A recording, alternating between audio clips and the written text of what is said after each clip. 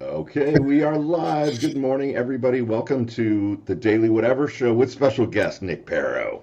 I'm Lawrence Winnerman. I'm Dana Dubois. Good Who's that morning, guy in the all. middle? I'm Nick Paro. Oh Hey, my what's up, gosh, a all? special guest. Is it this way or is it this way? How does For, it for show me, on the it's this screen? way. For me, right now, you look like you're this way, Nick. But either which way, it's so good to see both of you. I am now, Lawrence, I'm out of practice seeing you on a Tuesday. What a thrill. And what a great excuse for us to get together and talk when Nick Barrow reaches out and says, I have something really important to talk about. We're like, yeah, we'll come out of our summer vacation hibernation on a Tuesday to talk to you, Nick. Always. I Always. really appreciate you both. Yeah, Just have to say this from the get-go. Thank you so much of for course. having me on. I love both of you, and I really appreciate both of you. Thank you. Well, Well, we're always glad to have you on. You're like one of the original friends of the show, and this is a topic that's too important to not talk about in a timely yeah, fashion. So, yeah, it was just super easy to be like, yeah, we're just gonna reclaim 10 a.m. on Tuesday and have Nick on the show. here we are. And I also, I do want to add a quick shout out. We'll probably say it again at the end that we have two more shows this week because we're doing our Fucked Up Friday like we're planning to do all summer, but we do have two extra times we're going live today, Tuesday, and then on Thursday, Lawrence and I are going live, just the two of us, because we both have news stories live that are kind of explorations of our Jewish identity. And we want to have a conversation about our like reluctant Judaism and what it means to claim that in 2026. And we thought, oh, well, why don't we go on our own show and talk about it? So we're going to do that on Thursday.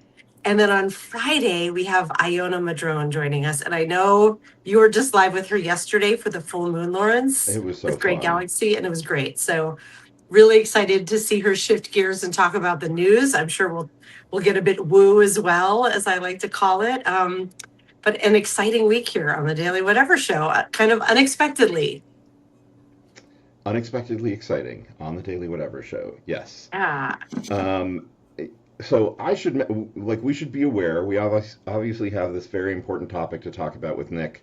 Mhm. It is entirely possible that the Supreme Court will release its decision on birthright citizenship, trans athletes, and I forget what the other. I think campaign finance reform or lack thereof in the next hour while we are talking. So keep your eyes peeled, people, and let us know if you see decisions because we definitely want to feature that if it happens. And those 100%. those also fit into with what's going on with what I wanted to bring up for you guys too. These people want to regress every right that we have, and it's coming together. Yeah. Yeah. Oh, and while we're all doing shout outs of things that are going on, I have a story going live on Blue Amp later this week about women and how the United States hates us too. And I think Wait, do is that we? on, not Do we you hate women? personally, but Right. the No, No, we that royal was in we. jest. That was in such I jest. know Yeah, the we hate. editorial we. And is that going live Wednesday or Thursday, Lawrence? I can't remember. It's one of those 2 days. And then I will be going live on Blue Amp with Ellie Leonard on Friday at 10 a.m. my time, 1 p.m. Pacific time to talk about that too. Yep. So much talking about how the United States hates all of us. It's kind of the uniting theme of the United States. United, we Uh, stand against our own government. Right.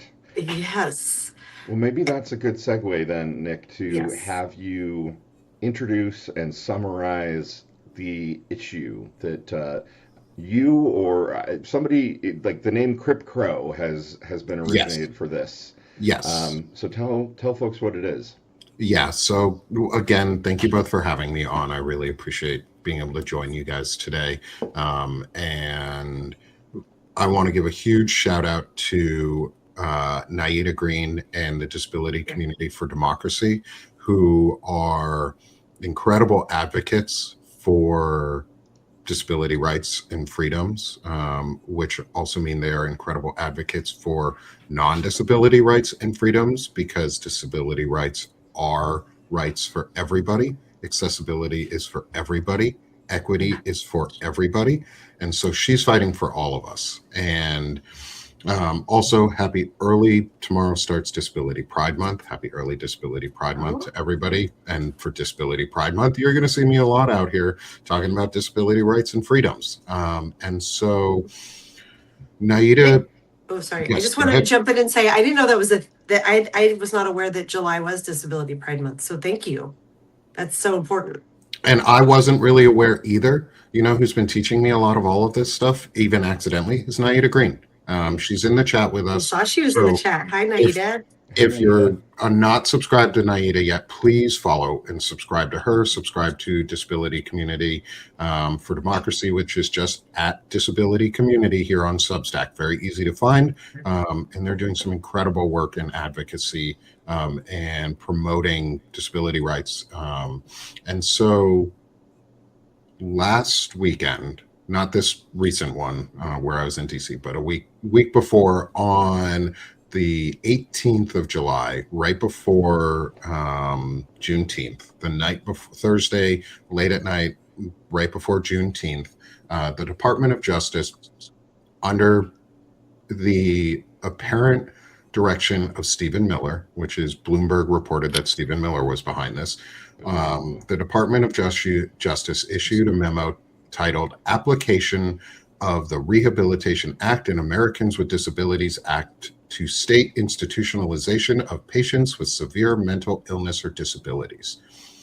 And this DOJ memo specifically is designed to undermine and delegitimize the 1999 Olmstead decision from the Supreme Court, which was a decision for two women out of Georgia who sued or were forced institutionalized even after their provider gave them the go-ahead and the clearance that they were good to go home, that they were good to be seen in the community. And it took almost 3 years of them fighting to get unforced institutionalized and to have their freedom returned to them and their ability to make decisions about their health and their body with their caretaker and their care provider and have it mean something. And this also helped end in-school segregation and discrimination for disabled children. This is why we don't any longer have single specific schools where we just lump all the disabled kids into. It's why kids with disabilities have access to so many resources in school for special education, for in-classroom care and care assistance. This is going to impact way, way more than just forced institutionalization. But what happened was they released this memo.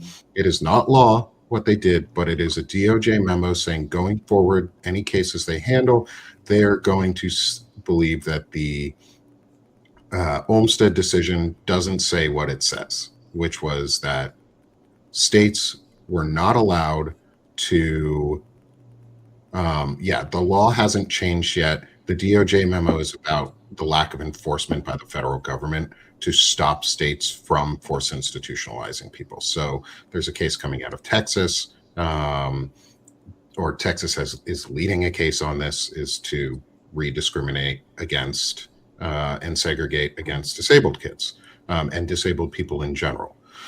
What this would do is it would eliminate your ability to have your in-home care or those in your family to have in-home care. And if somebody were to say that you just needed to be institutionalized, well, you don't really have a recourse anymore. You don't have any way out of it.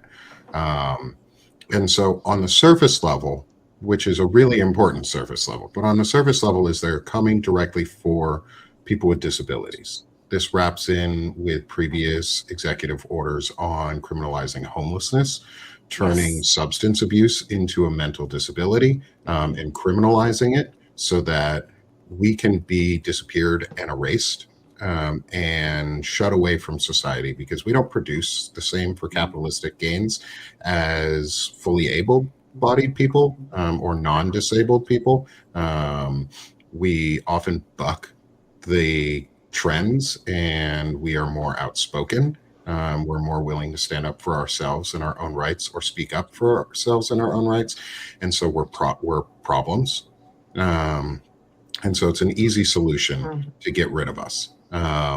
It is what the Nazis did. It's older than that, but for a lot of people, they understand what the Nazis did. This is a Nazi playbook, because step one is to criminalize and force institutionalize disabilities.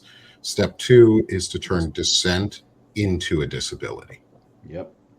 Yeah. And so we're out here advocating to codify Olmsted into law. And that's what we're trying to do, is advocate to codify Olmsted into the existing Americans with Disabilities Act and make it better, make it stronger. And we don't have to wait for a new Congress to do that. But if this Congress is going to be unwilling to do it, we're going to start advocating and working towards getting congressional candidates to sign on and say they will do this, and we will hold them accountable if they don't. Yeah, it's so terrifying to recognize, like, you can just see the playbook that they are going to use this as a way to eliminate people that they find undesirable, and then anyone who speaks up or, you know, steps out of line or does anything is going to be classified with a disability or mental illness and disappeared into institutions like this. It's absolutely terrifying. Or a Directly out of the terrorist, Nazi you know. playbook. Yeah, or Right. if we can't be Right, or neatly terrorists, classified sure. as disabled, we will be neatly classified as terrorists for countering Yep. Yes. these views on it. Nick, as a quick aside, you do a lot of work in this space Yes. about being outspoken. Are you willing to share a bit of your own personal story? Because you are doing this you are coming in as a member of this community, and I think Yeah. that's important to talk Yeah, about the work that you absolutely. do. Absolutely. Yeah. So for those who might not know, and I know a lot of you in the audience know me because I come into the shows when you guys are going. I love Dana and Lawrence. You're two of my favorite people. And I've met so many people through the two of you. Like, thank you. One, for being awesome. Is it going to do it? Come on. I'm on my phone, so There we it's not go. going to do it. There it is. Yes, got the I love hearts. that trick. I love that trick. Mac users. Us fancy people with our built-in emojis. But yeah, so again, thank you for having me. And I've met so many amazing people through the two of you. Yeah, Trump derangement syndrome is going to be, they're working to classify that as a disability so that you can be. Whoa. Yes. What? Yes. What? Yes. Just like they made Antifa an actual group when it's just a Yes. belief to be anti-fascist. Yeah. They're going to make that is going to be the label for dissent for you to be considered a danger to society and severely disabled. Is if you suffer from Trump derangement syndrome, you're going to get locked up. Oh my God. It's so dystopian. It's out there. It's so simple to follow these steps too. Once you see what they're doing on it, like once you're following it really closely, it's boom, boom, boom. We're already there. Like, it's scary. I'm Googling that. Can I ask a question? Kind of going back to you featured that they dropped the decision the day before Juneteenth. Yes. And that automatically, like I don't know, investigator, curious, mystery person in me instantly is like, how are those connected? Why, like, it seems like, yes, they're fucking buffoons, right? But also they use a lot of symbolism. And so what do you think they were trying to say by dropping that decision the day before Juneteenth? So one of the things that I have come to really, really learn over the last couple months, but really with speaking with Naida around this, is the interconnectedness between disability rights and the attacks on minority communities specifically, and how they're used together, but also how our own communities forget about some of us. And those in the disability community tend to be left out of the discussions and this crosses all races, all gender, all everywhere. every segment, we tend to leave disability out of the conversation. And it's very much focused towards able-bodied work and people who are able-bodied. And this distinction, this is intrinsically tied to racism. The idea of pulling away these rights because these were fought for primarily by minority communities too, it is the interwoven, because you can't have this conversation without talking about race, and how it is going to more predominantly impact Black and Latino communities than it is white communities. Right. And so it's really connected together. It's a way to eat at different sets of rights for the non-abled community, I guess. I don't know how whatever their language is that they want to use for themselves, but for those of us who are the others, it's intrinsically tied to it. It's also, and so that's the big piece, was they did it in a way. Yeah, disability rights movement was a white middle class movement. Thank you, Naida, for making sure I have my my history correct on here. And so everybody was sort of left out. And this is a way to continue. Yeah, it's a way towards enslavement again in various different ways. But it's all wrapped in that same history and hatred of the other, and leaving as many behind as they can. So Jim and Pat for Inclusion just put this definition here. Drapetomania, a mental health condition assigned to enslaved people who attempted to escape treatment, was beating. Mm-hmm. Look, I'm 56. I'm a white guy. I know that I'm coming from a place of immense privilege, despite being gay and Jewish and all of that stuff. It is so fucking infuriating to continue to learn the levels of depravity through which people of color have suffered in this country. And God damn, I'm Never heard it. Yeah. Right, like how could I be today years old learning this term, that this was a thing that was actually done, you know? I say that every day right now. Like, Right. how was I not taught any of this? None of this. You guys, I did a quick Google search, and I think Karen Marie Sheldon, thank you for moderating, Karen. You're awesome. I think we both found it at the same time that I wanted to just quickly read on air. I also want to ask humbly if you all wouldn't mind clicking the heart button. That does help more people discover this live. Before we get too far into it, I want to, people need to hear about all of this. So let's do everything we can from a Substack perspective to get the word out.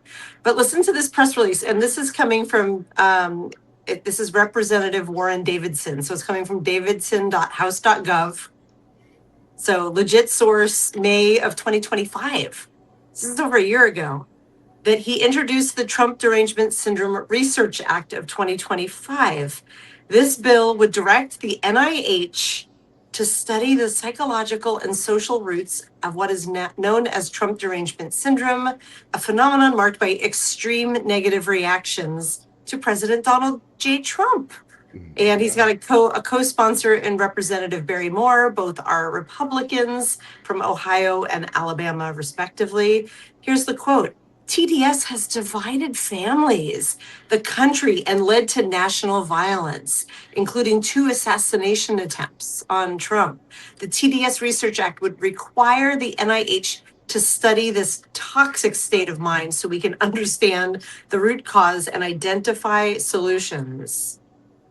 Instead of funding ludicrous studies such as giving methamphetamine to cats or teaching monkeys to gamble for their drinking water, the NIH should use that funding to research issues that are relevant to the real world. And so that goes back to that term of people who were slaves were considered mentally disabled or had a disability if they tried to run away, because apparently being against your enslavement was a disability, which is like I said, they're going to use Trump Derangement Syndrome as that new disabling effect to disappear people. For sure. That is the end goal, because we do like to talk about this was a Nazi thing. The Nazis use this in their playbook, but the Nazi playbook came from the American slave playbook. Absolutely. And we have been exporting fascism and hate since our inception as a nation. And so, Lawrence, we were talking, I'll get to answer your question here too, Dana, is my history on this and me specifically. But like Lawrence and I were talking right before the show about, oh shit, I lost my point. I shouldn't have digressed on myself. Are you in menopause too, Nick? Because this seems so familiar. This is so familiar. I am still recovering from flying to and from DC this past weekend. Oh my God, it looked like you had the best time. The photo of you and Karen Atia just, oh my gosh, she's so awesome. She's cooler in person than she is on screen too. Oh my God. Can I tell you all a secret that's not going to be a secret anymore? Tell us.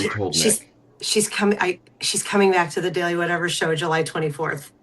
The day before my birthday. It is my birthday gift. Dana's birthday, and the day that I'm going to be in DC doing something that will prevent me from being on the Daily Whatever show. I am so bummed I'm missing it. But maybe you can go find her and have coffee with her or something. And no, I was not. I'm coming to DC. We should hang out. And I was not replaced by an ogre bot after meeting Ogre in person. I did get to meet Ogre, which was super cool. Oh, I'm so jealous. I've got to get to the East Coast. I want to go to New York City, and I got to go to DC. And Melissa's out there. Yeah, I didn't get to see Melissa. People. Next time I go, Melissa, you and I are going to set up some time because I have to meet you.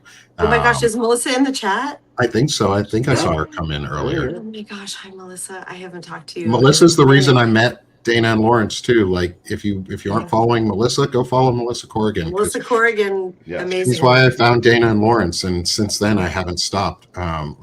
Again, this whole community is amazing at connecting and networking people together, even accidentally. Yes, we will infect you with our Trump derangements. And I know. I'm reading. I know. I glanced down, and I don't want to read this whole press statement, but the next quote from Representative Moore, Republican Alabama, Trump derangement syndrome has become an epidemic on the left. Like, I'm a word nerd, and how deeply I believe that language matters.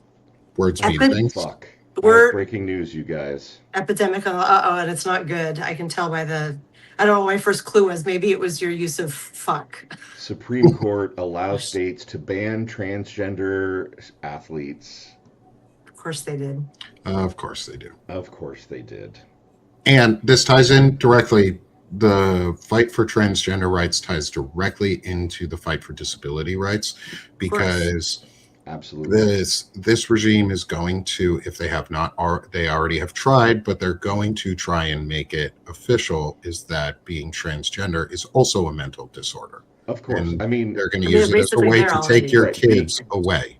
Being queer and trans was a mental disorder previously. It was only in the 70s that it got taken out of the DSV, DMV, whatever it is. The DSM. The DSM. Yeah. Some of the letters were right.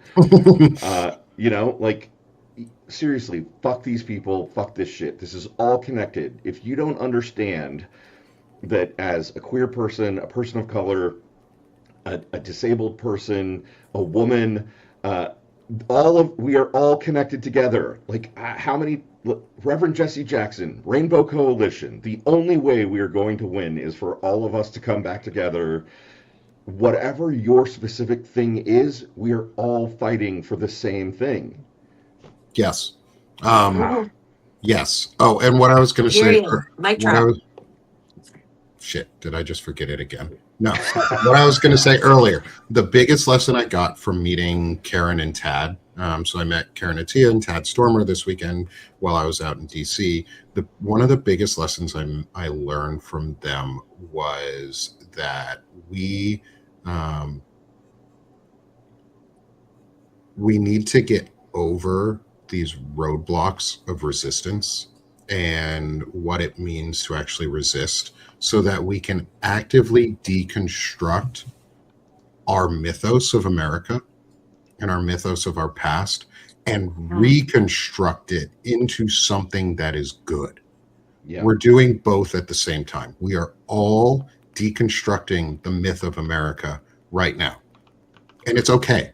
It is okay to deconstruct America. It needs to be deconstructed. The myth of America needs to be gone. We need to rewrite our own mythos to the truth, to accept that we have genocided the native population of the United States, to expand through manifest destiny and American exceptionalism, which is all a lie. We continue to be an apartheid state with reservations built into our nation who we don't recognize the treaties that we signed with them. Right. We have to deconstruct these narratives, and we have to deconstruct our idea of what resistance is and build it into what it actually should be, which is what the Flare movement does, which is for resistance and liberation everywhere. Is we need to get past two stumbling blocks that block us. Is really this, we're at those stumbling blocks too for a successful resistance, and we need to just keep going past them. Is we need to accept that what is going on is morally wrong and ethically wrong, and that lawful doesn't mean right. We have to accept that. We have to accept that being lawful doesn't always mean the right thing.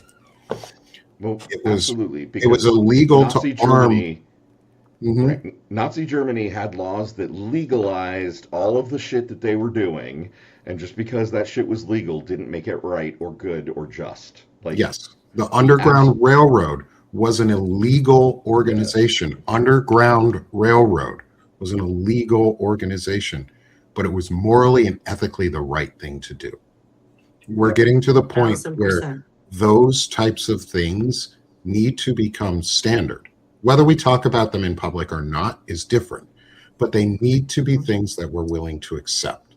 The next is that we also need to understand what violence is being done and what violence we're willing to live with, accept, or push back against. Yep. Nick, I think I remembered what you forgot. You were going to share your personal story. Yes. And now we get into, so those were two big lessons of all of this. And this is where the resistance comes in, is I'm retelling my story and writing my story in real time so that I can be a part of it. And especially with disability, Pride Month coming up here starting tomorrow, is I am a disabled veteran. I'm Nick Paro. I'm a disabled veteran, and I am permanently and totally disabled. And so I cannot work in the workforce the same way I could 2 years ago. I cannot be as productive as I was 2 years ago. I cannot do a 40-hour work week successfully and be able to continue doing it, plus have a family, plus be a good person and be responsible in my life and do any of the things productive. I can't. And I know that. And I've had to accept those limitations. I am also a user of the VA, and this is important for me. I get all of my medical care, both mental health and physical health, and eye health and vision and dental. I can also get too. I get my vision, which is why I got glasses. And thankfully they gave me glasses that actually work. So now I don't have migraines quite as often because they fixed my prescription on this eye that was off. And so I don't have this eye pain anymore. Anyway, digressing. I get all of my care through the VA, my mental health care specifically. And I am an outspoken veteran. I speak out against the current administration regime. I speak out against Democrats. I speak out against Republicans. I speak out against everyone who is worth speaking out against. And I am a dissenter. I would have Trump derangement syndrome, I guess. I don't, because one, I don't know what that is in reality. Like, I hate fascists, and that's about it. And I hate that he's a misogynist and an adjudicated rapist and sexual abuser and alleged child pedophile and child abuser and raper and all of the things. All the Like things. all the things. And so I speak out heavily on it. I speak out against Stephen Miller. I speak out against Pete Hegseth. And as a veteran using the VA, there's already a stigma in the veteran community about what we call grippy sock vacations, is when you self-check in to an institution, to the VA, and you take the time you need to care for yourself, to have your mental health evaluated and cared for. And then at the end of it, you can leave. I'm sorry, I'm laughing at Grippy Sock because that's Grippy funny. sock vacation? Yeah. Yes. It's our but way that is, to soften it for ourselves. Right. Yeah. Right. As long as you're not stigmatizing it for yourself and you're just being, if it's gallows humor, then I'm all about it. Mhm. But if it's actually people using it like, oh, well, he's on a grippy sock vacation to diminish mental health, then it's very bad. Yeah, no, it's for us, it helps make it easier for folks to in their own minds to go use it, because one of the things for veterans, good or bad, many veterans are gun owners. One of the things that happens when you check yourself into an institution is you lose your Second Amendment right. Mm-hmm. Your guns will be gone. You will no longer have them. And for a lot of veterans, that's a real fear, is that they lose access to their weapons. That's a fake fear. They need to get over that because your mental health is more important than your guns or anything like that. Right. However, there's a fear. There's also stigmatism around veterans in general about mental health and considering it weak or soft or whatever, because we're bullied into it while we're in the service to think that it's wrong to seek mental health care. But once you're out, I suffer from PTSD. I have a TBI. Yes, Lawrence. More breaking news. Oh, great. Ogre says in the chat, I'm trying to find it, that birthright citizenship is safe. Oh, thank God. That's a surprise, but that's a good one. They also had a really bad argument for that case. Like, if Supreme they had passed Court that, upholds broad conception of birthright citizenship. Fuck yes. I would not have believed those people would get it right, but it looks like they got it right. Oh, thank goodness. Yeah. Okay. So we've won one, we've lost one. There's one more coming, right, Lawrence? But you couldn't remember what it was. Well, no, it's Republicans basically suing to like supercharge Citizens United so that they could spend even more money on campaigns. Great. Which important and obviously, but compared to these two, oh my God! Wow, we will take every win. I think my shoulders just like dropped a couple of inches. I didn't realize how stressed I was waiting for this news to come out this morning. Oh my God! Yeah. I love when we get to do breaking news. Yeah. Good breaking news. Good breaking news. And Nick, people have said it in the chat, and I want to say it out loud to your face. Thank you for your service. Sincerely, we grew up in a time where, there was this weird thing in the American left with and against maybe Vietnam vets that I never understood. Mm-hmm. People who have served their country, who were, So I want to make sure that you and all veterans know that you are appreciated. We thank you for your service. It is part of our job to support you for the rest of your lives, for the service that you perform for this country. I want you to know that I take that seriously. I know that Dana takes it seriously. And once again, I will say, Jesse Jackson, Rainbow Coalition, veterans, labor union workers, people like all of us, man, like all of us together need to push back against these fucking fascist assholes. Yeah. And I just wanted to ask real quick, when you were saying that they have to give up their guns, mm-hmm. Nick, do you just mean while they're in the VA, or do you mean once they check them forever? Forever.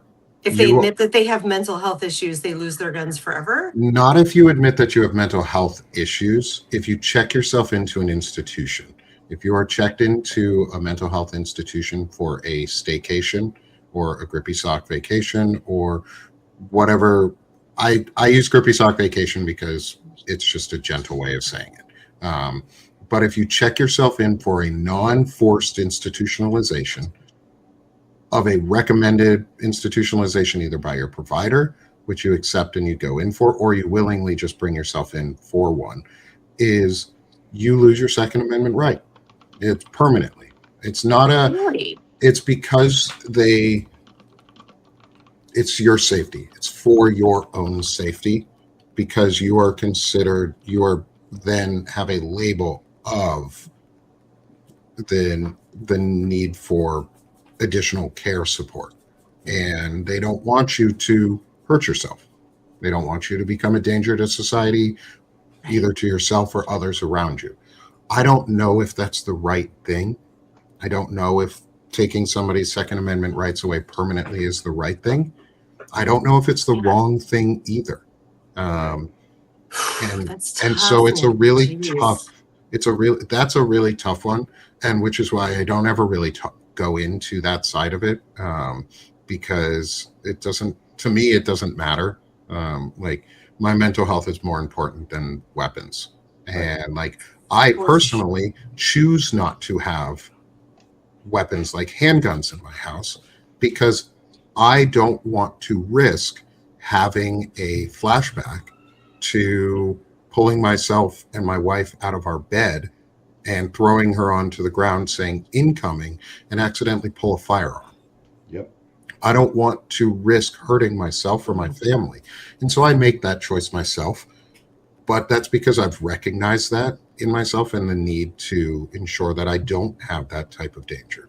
For some veterans, they don't recognize that in themselves. And for better or worse, part of their personality are their guns. And maybe it's helpful that they have them taken away. But it's a very interesting conversation topic on that area, is that fear, but it's also just it's a compounding fear that veterans are told about the mental health system. It does. Oh, sorry. And all the lessons of the past where people who are forced institutionalized are abused, are over-medicated, are under-cared for. Those are lessons for a reason. Those are true stories. Those have happened to generations of people. And so it adds another layer of fear for us as veterans to go get our mental health care. And there's so many amazing comments coming in the chat. Amy earlier had said it's like it seems like it's saying they're punishing you for acknowledging that you need this help, because for these veterans, it is a punishment. Ayana is saying that I can't imagine either of my veteran brothers giving up their guns for any reason, and especially not for mental health reasons. Nita also just weighed in. Whoa, the chat's going so quickly. I lost your comment here. But it was around like, no, that's not it. I'm sorry, I lost it here. But it was around the idea of like, it's again discriminating against the disabled. And in my mind, there's an implication there that you never get better. You lose your right forever. Like, what if you're like a 30-year-old person acknowledging that you need some help, but you lose access to these weapons that you've been trained on? I hate guns. I'm the wrong person to ask. I'm like, but these are folks who know how to use them. Yes. And they lose access to their own judgment of whether or not they can have them. And it's indiscriminate across gun types or across disability types too. So there is discrimination in it. Like, for certain folks, I understand the full need to not have weapons in your house. Like, somebody who is severely impacted, who is a danger to themselves, who has suicidal ideations or harm-based ideations, that is a legitimate reason for their safety. But for those of us who are like depressive or who have anxiety, who are not suicidal, who are non-harm based iterations of mental health, it is discriminating against our rights. And it is something that will need to be talked about. And I know somebody who has actually worked on getting a case in front of judges to ensure that veterans don't lose their rights when they check themselves into institutions. And I completely agree with the fact that we shouldn't lose our rights. That said, there are limitations to rights. We know this. Our First Amendment has a limitation. It's called hate speech. Hate speech is not a protected form of speech. But I digress on that. Can I wanted to, because I know you, Nick. I know Yeah. that you have. There must be a plan here, right? Like how to fight back, how to push back, things that we can be doing to support. So let's move into that piece. Yeah, absolutely. Thank you for that great transition, because we're always action focused on what we're doing. And so Karen has been putting in the chat a link for a new webpage that I have been working on. I am working in support and in partnership with the Disability Community for Democracy, with Naida Green's organization, to say no to Crip Crow. And that's, so you asked earlier in the show, where did Crip Crow come from? Naida came up with that. Naida and team put that forward, and I think it's really powerful, because you hear it and you go, oh, that hurts. Like, it hurts to hear, and it makes an impression. Like, it sticks with you. And for me, that's really important, is because we need people talking about it. We need people speaking about this in person, on screen, to their representatives. So Karen has been so graciously putting in a link for us, which goes to app.broadbanner.com/crip-crow. And this is a site that I put together, which has a brief history of what's going on for saying no to Crip Crow, what has happened, what the DOJ memo is, and why it matters, what you can do. And that's the important step, which is, we have put together 2 right now, and we're going to continue working on additional scripts so that there's more that you can call with, and more scripts available for you to use, so that you're not saying the same thing over and over and over again every time. There is a ready-to-use phone script with tips for calling, and an email fax template that is available for usage, and a link to be able to freely fax. There's a site called Fax Zero that allows you to fax your representative or senators for free if they accept faxes. And so what we're doing is, we have 2 aims in all of this. One is visibility, is to increase the visibility so that people know exactly what's going on and exactly how bad it's going to get. And what this means, not just for the disability community, but for all of us, because disability rights are for everybody. Accessibility is for everybody. Equity is for everybody. Not being discriminated against is for everybody. And when we can, and so our goal isn't just to make noise and just be visible. That's part 1, being visible, being seen, being loud, being heard, because first they came and no one spoke out. Well, now is your chance to speak out and actually do something about it. And so we're asking people to make daily calls, make daily emails to their senator and representative, until this gets into their lexicon and they're talking about it openly. Because the history of the American with Disabilities Act is, was George H.W. Bush signed this into law, was the Republicans got this across the finish line initially. Republicans got the ADA signed into law, and George H.W. Bush said it was the most important thing he ever did. Like, the most important thing he did was sign the ADA into law. And he was proud of it. And it hasn't really changed much. It's been updated a couple times. I think Naida said the last time it was updated was 2009 or something like that. So it's been years since the ADA has been updated. Olmstead is just a Supreme Court decision. However, it is the exact groundwork and framework that can go into the ADA and be codified into law. And so our goal is to get this codified into law with this Congress, not with the next, but with this one. And I don't care who's in Congress. If you're willing to sign on to do it, That's what matters right now. This is a single issue. This is not about any other issues, about anything else. I am happy to work and talk with folks on any side of the aisle right now to codify these rights into law because it impacts all of us. And it's not about other things. Yes, you need to have like a baseline of like humans matter. That's really a good baseline to build everything off.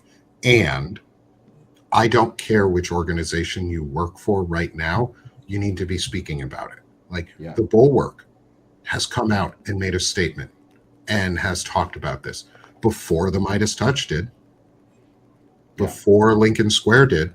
I know that we're going to do it for Blue Ant Media. And Nieta, we see your comment. Absolutely. You are welcome to come on the show anytime. We will do a special, we'll come back away for summer vacation. We'll come back on anytime. Yeah, just DM me about that. And as we've been going on, I keep meaning to pop in and be like, Nita, do you want to join us? We can send you the link. Yeah, for sure. And just pop into this stream if you want to. I know that's like very last minute and we're on camera, so no pressure. If you're like, I'm listening from bed, please do not put me on camera. You will have other chances. But if you would like to join us, just respond here in the chat. Give me 5 minutes. Okay. Yeah, we can do that. You've got Nita's contact information, right, Nick? You can like or I guess we could just do it through Substack. Through Substack. Okay, I'll do that right now. You two carry on the discussion. I'm going to go grab the link. So, Nick, help me out. Is there legislation to support at the moment? At the moment, no. Okay. Our goal is to get it so that we have a simple piece of legislation that can be presented to staffers, because all this is an update to an existing law. Yeah. It would take, according to John Tester, it would take former Senator John Tester, it would take staffers like 5 minutes, not even, like 15 seconds to just put this into a piece of legislation and have it ready. Like the ability for them to do it is there. It shouldn't require us putting the legislation together, to be totally honest. It shouldn't. It's their job to write legislation and codify it into law, and their staffers' job to do that. Like, all I'm asking is them to do their damn job, which is write Olmstead into law. It is a Supreme Court decision which has clear statutes, clear interpretation. All I'm asking is that you codify the damn thing into law. Yeah. And that's it. That said, if it's required of us to write the small piece of legislation to update the ADA, we will figure out what is needed to be done to do that. But right now, the first step is we need our representatives and our senators openly talking about it. Because until they're actually saying it, until they're actually willing to discuss it, it's never going to change. Right? Yeah. Yeah. 100%, Nick. Period. Mic drop. And our job as citizens is to ensure that our representatives and senators know that it's their job to write it into law. Yes. And that's all we're doing, because the highest rank of individual in the United States is voter, not representative, not president, not SCOTUS, not any of that. It's voter. You control their destiny as an elected official, as a public servant. And we have the power to make them afraid for their jobs again. Not physically, not through violence, but through continued pressure and action, that they're going to lose their jobs. That they are, because you can't ignore 500,000 to 1 million people calling daily. That's our goal. My goal is to get the Midas Touch size audience. And I'm using Midas Touch because they have over 5 million subscribers. Yeah. If only 10% of their audience base made a sustained calling effort every day, that would be 500,000 people a day calling about this one issue. You could not ignore that. And We that's can why get we're, it started here, you guys. We are small, but we are mighty. and so So yeah, so maybe we get more use than that 2%. use that link that we've been putting in there that Karen has been throwing in there. I'll throw it in again too. Go Yep. to the script. It is 30 seconds. We could do it on air. I've done it on air, and I'm going Do to, it. and I'll call my representative right now if we need to. Like Please if you do. guys want to take a couple moments and we do this, I'm happy to just walk through this with folks and show you Well, how easy it Yeah, is. while we're waiting for Dieta to join us, do it. And while you're dialing, it looks like the third Supreme Court ruling did not go well. And more money is going, like the Citizens United one you were speaking of. Yep. So we're 1 for 3. Yeah. Loosens a flood of campaign finance laws.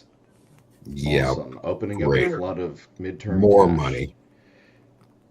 And so for ease, also at the bottom of the page on our website, there's some clickable boxes. One of them includes Find Your Representative, which brings you to the Find Your Representative. And it goes to congress.gov, which leads to the representatives or senators page. So you can find their exact office number and just call directly. So I'm going to call my representative, who is from Arkansas's 3rd District, Steve Womack. He probably doesn't get a ton of calls from a bunch of us.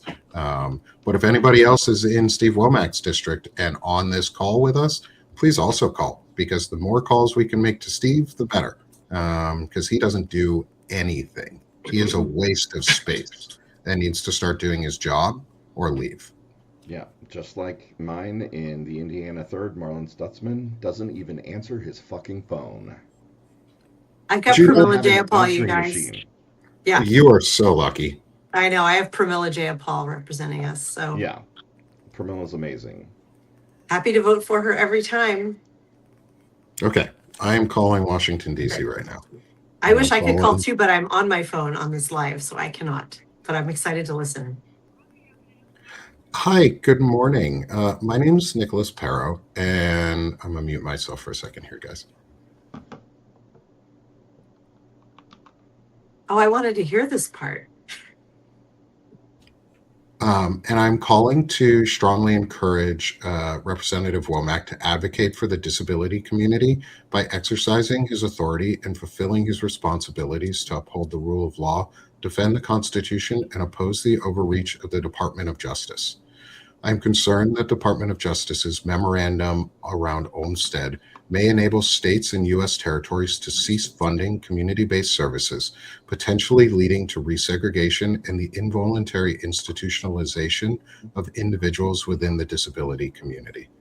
As a constituent, I respectfully urge Representative Womack to formally reject the DOJ memo concerning the Olmstead decision and to enshrine the Olmstead decision into statutory law through legislative amendment to the Americans with Disabilities Act. Thank you.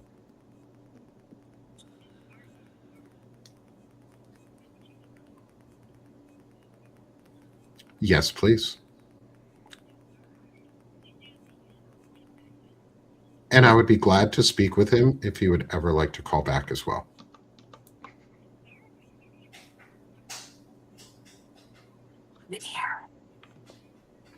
Yes. My name's Nick Paro.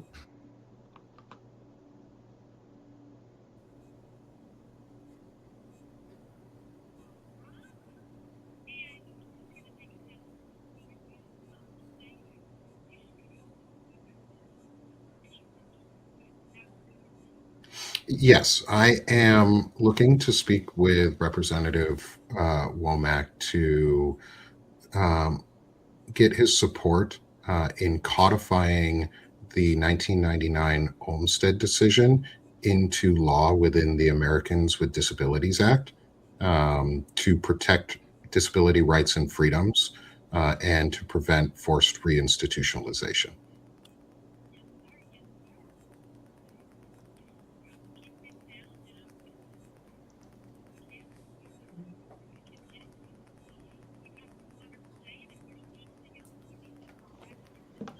Thank you, ma'am. I really appreciate it. Have a great day. Bye. And there we go. That was amazing. I loved it. And This they're going to is- get, and hopefully he gives me a call back, because that's what I asked for in the end too, was Yeah. for him to call back. And she took down a little extra information, and that's all you have to do, guys. This is what democracy looks like. That's what I was chanting in my head the whole time you were going. Dana Nieta is saying that the link is missing from your DM. It's there though. I wonder if it's just like I see it. Substack has started stripping links. Okay, I'm going to do a thing. Nieta, I'm putting the link in the chat. Please, nobody else click this. Oh, This is, hold on. Oh, How don't about- do that, Lawrence. Wait, Lawrence, Okay. wait. I'll send the link to Naida Yeah. in a text, because I got her. Okay, great. Okay. I'll make it Thank super you. easy for all of us here. I got you. I got you, Thank friends. you. Yeah, that's our permanent link. That'd be pretty funny. People copying it all the time. I'll help you guys out there. But yeah, Woman it's on that the easy. internet gets more nervous. And it's that easy. And yes, we do need people who can write legislation, and that we just hand to them. That would be a better question for NAIDA and the disability community for democracy, on how to support that. That is not my lane, specifically. I am here to help whip up support, and be in person and get the media involved, which, Lawrence, thank you. Again, you guys for Blue Amp Media and the support that you guys are providing there. I know I've spoken with you and Cliff, and thank you for making that announcement. I have not said anything about Blue Amp Media prior to this, because I knew I had spoken with you guys and I was waiting for you to make that announcement. Yeah. I didn't think it was right if I did it for you. That would have been We're wrong. figuring out how and when we're going to Mhm. put something up. Yeah, and I think Yes. it's really important that we have these amazing groups and media talking about this relentlessly, because I just did it, and maybe some of you guys in the audience did it too with me. Maybe even 10% of you, which is 200 out of the 200, 20 of you also called. That's still 20 more phone calls than they would have gotten otherwise. Yep. We do also on the Broadbanders Crip page, there's a sign up form for staying informed and staying involved, where you can submit your name, your email, your state and zip code. We're using this information only so that we can identify which congressional districts and which representatives are being contacted the most, and where demographically you're from a congressional level. That's it. I don't sell data. I'm not giving your data away for free to people or Nice. making money off of your data. I'm using it to aggregate. We may share the aggregated information about where congressional districts are, like propensity levels, to other organizations that are working alongside of us, but I will never sell that data. I'm not going to sell your personal data, so do not worry. Oh, I will she's make here. that very public. Hello. Hi, everyone. Welcome. I'm gonna thank you for doing this. I'm gonna say this. I am in an F&D flare due to the heat wave in the eastern half of the country, and I live in sorry. New England, and Nick grew up in Vermont. So Yeah. I am not built for this. And when you have multiple neurological disabilities like myself, I need the rest. And I'm doing a live stream with Nick later. So I have a Yep. hat on. I have this hat that says Society for the Rule of Law. And so I'm sorry, I look a little bit of a mess. You're all good. Yeah, And we're we're so happy hear to it. see you. We should have brought you on earlier, but It's totally fine. let's I just actually- say this is a little taste, and we will have you on in July for Yeah. a proper visit. Can I just say something? yes. Do you mind Please. to the audience? Because I'm gonna like Please. say something and then literally go back to bed. Yes. I want to thank Lawrence and Dana and Nick for like your support. I have been fighting for disability rights my whole life. Was a special education student, mainstream. I grew up in the 80s and 90s. Gen X is a huge generation, but I'm on the younger side of Gen X. I have more in common with elder millennials than I do with Nick and I have more in common. Nick would have been a cousin of mine than my older counterparts, because my older counterpart Gen Xers, who are like born before 1973 or before are my aunts and uncles. So I have, yeah. So they That's have. us. So I say this because for me, the ADA and Olmsted changed my life in ways that, because I was under 25 when Olmsted became precedent, Supreme Court precedent. And, if we're using the maturity, your brain doesn't mature until you're 25. I did not, turn 25 until the early 2000s. So if we're using that standard. So I was first on a lot of things like ADA, getting accommodations without having to be in resource room and segregated an hour a day or hour every other day to get accommodations for most of my high school career. These things are important. What they're trying to do is take us back to that, and codifying Olmsted into law is the first step. One of the things, and I spoke to my mentor yesterday, that's really important is that yes, we can codify Olmsted into law, but if we do not have universal health care to cover this, that's really the issue. And whatever universal health care looks like for you, some people it's Medicare or Medicaid for all. For me, it's I'm Nick and I politically, we are different sides in certain aspects. For me, it's about eliminating the HMO rule from the 70s and not allowing for insurance companies to be for profit. All of them have to be nonprofit. So that's where I stand on it, and that it's not AI making the decision, that it's a human being doing that. And we level set that every piece of community care, regardless of its physical, mental, or emotional health, starts in the least restrictive environment, which is the community, and it's the cheapest. That's the thing that's killing me about this, is that the institutionalization is actually going to cost more money. And Oh God, yeah.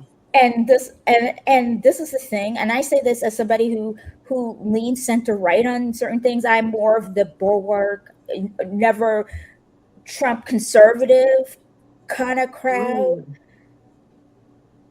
What happened to, and I ask this question all the time, people with disabilities would not have the rights we have without Nixon. As much as people hate Nixon is the one who signed the Rehabilitation Act of 1973, which has the 504. 504 is, Texas is leading that lawsuit. There's 6 states, pretty much all of them southern states.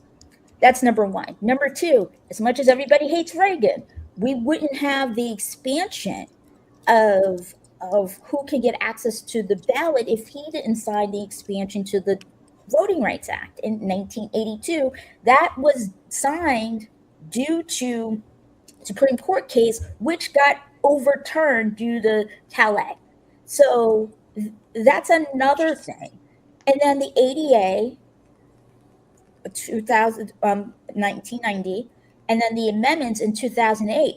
Both Bushes signed that. And so I say this all the time, and Nick knows where I stand. I don't care if about where you are politically. Humanity is not up for debate. I am not going to fight with you about my humanity.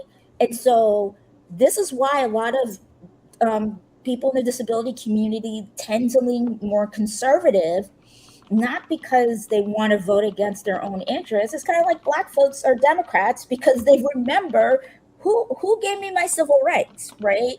And so we need to educate people that the Republicans aren't the Republican Party that is your mama, your daddy's, your grandfather's, and the Republican Party that you grew up with if you're over the age of 40, right? That's number one. And number two, and I appreciate Dana and Lawrence and Grounded Media. I forget the name of the podcast. You two are the only ones that have touched this with a 10-foot pole. I have emailed Joy Reid directly, and she has not gotten back to me. I am going on next a week from yesterday. I am going on Defiance, which is anything that's a joint project. It seems to me between never Trumpers or former Trumpers and and um and left people on the left, even if they're on the far left, or just never Trumpers, period, or just, or former Trumpers. They care more about the rights of people than the quote unquote, democratic socialist. So where are they? Right. Where are the democratic socialists who are for affordability and all of that? They're not speaking about my humanity. They're ableist and racist as hell.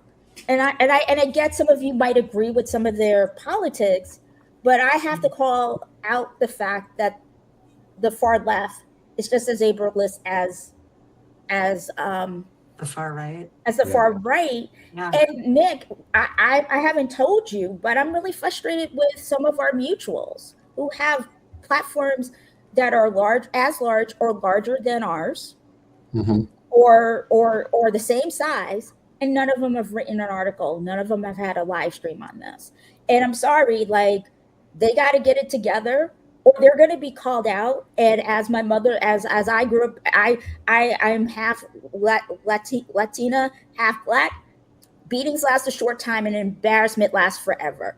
And this is not like I'm not making a threat, but I am not going to sit here and be told conservatives conserve white supremacy if you are not speaking out either, because you on the left are also conserving white supremacy if you're not doing what Dana and Lawrence and as Senator Tester, and I forget the Maritza. Maritza. and all the people you met in DC, Nick, this weekend, who are willing to put you on. I don't like being on live streams unless I control them or I'm with Nick, honestly, because it's not my favorite thing to do. I'm more of a behind the scenes person. I'm more of a connected in Capitol Hill. That's my skill set.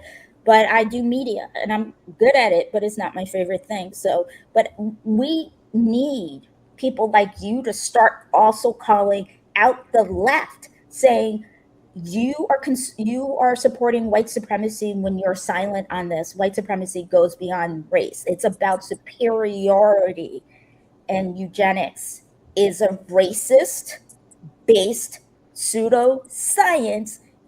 And your whiteness is not going to save you if you're a member of the LGBTQ community, which I am a member of, Me too. and if you have a disability. That's my soapbox. So I'm sorry if it sounds lectury, but that's kind of sort of where my thoughts are on this, because I was not prepared to go on. Hey, No. sometimes we need a lecture, right? Like what you just said is so clarifying and edifying, and I think we all needed to hear that. So I really appreciate you coming on and having the courage of your convictions to say what you said, because I think you're right. We all needed to hear it, and the message needs to get out to a bigger audience for sure. So And I really appreciate it. I'm going to hop off. I don't mean to be rude. I really am not feeling well today. You are not No, being rude at all. We are over time anyways. So this was wonderful. And it was like, it was just a little amuse-bouche. Is that what it's called? Like Right. a little taste. We will have you on in July. Message me and we'll figure out dates that work. Can Nick give you my contact information? Yeah, I'll Sure. connect you guys on. I'm going to Cell. sleep. I'm going Yeah. to sleep. Go to Nick sleep. knows how sick I am. I'm really sick. Yeah, go get Sleep rest, well. my friend. I'll see you later today too. All right. Bye. Thanks. Bye-bye. Care. Oh, I'm really glad we had her on. That was Naida is a force. She is a force. And I've learned a lot. I have adjusted, and I have learned, like you said earlier, it's like, I don't know how many times I have to say, I wish I had known this. Why wasn't I taught this? Where did this come from? And how did I not know this? Right. The amount of times I say that every freaking day All now the time. is All so the time. ridiculous. And yeah, right. And I want to be educated, right? Like I want to learn the things that I need to know to be a better citizen. And it still amazes me that there are days, where I learn words about a way that enslaved people were kept under control by classifying the desire for freedom as a mental disability. Fuck that fucking shit. Hmm. Yeah. Oh my gosh. Thank And you, Nick. Thank you for bringing us out of our summer thank you. holiday. Yes. It's not for many people that I will set the 5:30 alarm when I'm on the summer break. But Nick, this was a really important hour and 13 minutes that we're Yeah. having here. I'm really grateful for your wisdom, for your advocacy. Thank you for sharing it with us so that we can help in whatever small way we can. Thanks to all of you who've been It's not a here. small way. It's big. It's big what you guys are doing. Thank you. Thank Well, you. thank Oh, you. my chat has crashed. It still has Nieta on. I'm hitting refresh Yeah, so that I can see. I've got a meeting in just a couple minutes, so I need to go. We should I need to probably go wrap up. too. Kept you I guys got, late. Sorry. no, it's okay. I got day job that I gotta go race to right now. Love you all. Mean it. Please come back. Well, I will be going live at 5 o'clock tomorrow on Wednesday for I Write Out Loud, and Lawrence and I will be back Thursday morning to talk about being Jewish in the United States in 2026, since our essays we've been writing about it. So, And I'd I'm love to live have you today. guys on to talk about those things too. oh my God, Oh, yeah. please We would love to. call me. Yeah, I'm live today at 3:30 with Amy Hoggart, a British comedian who is absolutely fucking brilliant and so much fun. I'm excited, so come check that out at 3:30 Eastern. And that's it. Thanks, everybody. Nick, what's your next thing? Where are you going to be live next? I'm live at 6 p.m. Eastern with Naida Green for our new series that we're unofficially starting, Listening Louder, where we're going to be interviewing Virginia 1 candidate Erica Kopp to discuss. Great. Oh, we had her on. I've already met her too. She's awesome. Yeah. We're going to be discussing Olmsted and what we can be doing to help push candidates to put this into their platforms and force this discussion for everyone. So thank you. Oh, awesome. Grounded, Nieta just gave you a shout out. Yeah, I see Grounded Podcast just joined. I assume that's Marisa. Hello, we're leaving. Right. Oh, we will do this again. Hello. Hello and goodbye. Love you all, everybody. Love you, mean it. Bye. Bye. Thank you, guys.